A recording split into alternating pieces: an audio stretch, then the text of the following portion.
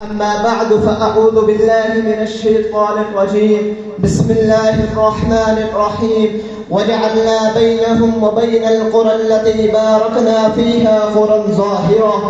وقال النبي صلى الله عليه وسلم: إن الشام أرض الهجرة وأرض المحشر وأرض الأنبياء. رواه أحمد. صدق الله وصدق رسوله النبي الكريم. میرے معزز محترم حضرات، علماء کرام اور تشندان علوم نبوت، طلباء عظام، آج کے اس تقریری مقابلے میں جس موضوع پر نقطہ بیان کی گرہ کھولنا چاہتا ہوں وہ ہے مسجد اقصی کے آنسو۔ عزیزان من، مسجد اقصی روئے زمین پر بنائی جانے والی دوسری عظیم مسجد ہے جس کو سب سے پہلے تعمیر کرنے والے حضرت آدم علیہ السلام ہے اور تعمیر نو کرنے والے حضرت سلیمان علیہ السلام ہے۔ وہ مسجد اقصی جس پر آپ صلی اللہ علیہ وسلم نے تمام نبیوں کی امامت کی اور امام الانبیاء کا لقب پایا، وہ مسجد اقصی جس کی طرف منہ کر کے امام الانبیاء اور حضرات صحابہ کرام رضوان اللہ علیہم اجمعین نے 7 ماہ تک نمازیں پڑھی، وہ مسجد اقصی جس کے بارے میں رب کعبہ نے فرمایا: سبحان الذی اسری بعبدہ لیلا من المسجد الحرام الی المسجد الاقصی۔ پاک ہے وہ ذات جو لے گئی راتوں رات مسجد حرام سے مسجد اقصی تک۔ کون سی مسجد اقصی؟ فرمایا الذی بارکنا حولہ، جس کے ارد گرد کو ہم نے بابرکت بنا دیا ہے۔ سامعین گرامی، جب میں تاریخ کے صفحات کو پلٹ کر دیکھتا ہوں تو مجھے معلوم ہوتا ہے کہ آپ صلی اللہ علیہ وسلم کی بعثت کے بعد مسجد اقصی کو سب سے پہلے اسلامی حکومت میں داخل کرنے والے عمر بن خطاب رضی اللہ تعالی عنہ ہیں۔ وہ عمر کہ جب مسجد اقصی کو فتح کرنے کے لیے گئے تو چشم فلک نے یہ دیکھا کہ فقط اسلام دنیا میں یہ منظر پیش کرتا ہے کہ آقا چل دیے پیدل، سواری پر غلام آیا۔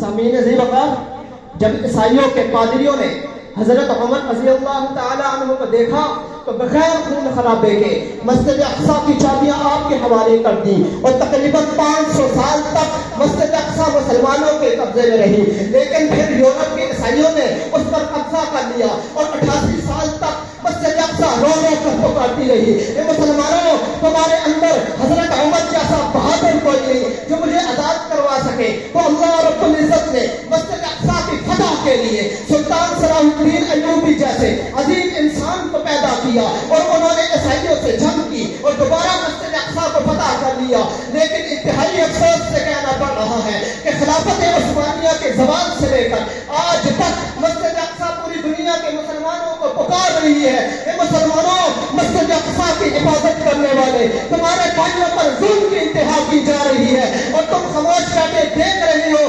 کیا ہوا تمہاری غیرت کو؟ کیوں نہیں دیکھتے مسجد اقصی کی طرف؟ کیا صرف تمہارے یہ سجدے تمہیں اللہ کے عذاب سے بچا لیں گے؟ جب عشاء السلام کو کمال کیا جا رہا ہے کیا جواب دو گے؟ یہ مسجد اقصی کی آواز ہے، کیا جواب دو گے جب اللہ کے دربار میں کھڑا کر کے تم سے پوچھا جائے گا ان سے سکتی ہوئی لاشوں کا کیا جواب دو گے؟ ان اجڑے ہوئے گھروں کا کیا جواب دو گے؟ اپنی بہنوں کی پکار کا کیا جواب دو گے؟ ان معصوم بچوں کی تڑپتی ہوئی لاشوں کا کیا جواب دو گے؟ اس ماں کو جو اپنے بچوں سے کہتی ہے: بیٹا بمباری کے دن ہے، ایک چھت کے نیچے سو جاؤ، ہو سکتا ہے ہم میں سے کوئی لوارث نہ بچے۔ اور مسلمان کی غیرت کہا گئی، اسلامی حکمرانوں کی غیرت کہا گئی، عرب کا جذبہ جہاد کہا گیا۔ کیا کوئی نہیں صلاح الدین ایوبی کا بیٹا جو کھڑا ہو جائے یا رب سے کہہ دے: اللہ میں اس امت کا صلاح الدین ایوبی بننے کے لیے تیار ہوں۔ صلاح الدین ایوبی ظالمہ میں نہیں بنا کرتا، صلاح الدین ایوبی اس گندی دنیا کی خاطر رشوت کھانے سے نہیں بنا کرتا، صلاح الدین ایوبی اپنے چہرے سے نبی کی سنت کو دور کر کے نہیں بنا کرتا، صلاح الدین ایوبی ان لوگوں میں نہیں پیدا ہوتا جو مرنا نہیں چاہتے، جو رب سے ملاقات نہیں کرنا چاہتے۔ صلاح الدین ایوبی پیدا ہو جائے گا اگر دل میں ایمان آ گیا، اگر عمل میں ایمان آ گیا، اگر عمل دنیا کو چھوڑ کر رب سے کہا: اللہ میں تیرا ہوں، ہر برائی کو چھوڑ کر میدان میں آ کھڑا ہوں، ساری دنیا کے آفت بھی آ جائے اکیلا لڑوں گا، تو تب کون کے صلاح الدین ایوبی پیدا ہوگا۔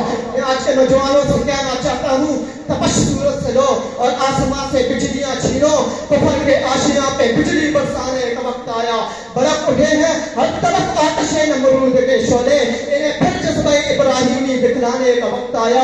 اٹھو اٹھو صلاح الدین ایوبی کے فرزندوں، تو اس غازی کے افسانے کو دہرانے کا وقت آیا۔ اٹھو جوانان وطن تفت بردوش ہو جاؤ، جہاد فی سبیل اللہ کر جانے کا وقت آیا۔ وما علینا الا البلاغ۔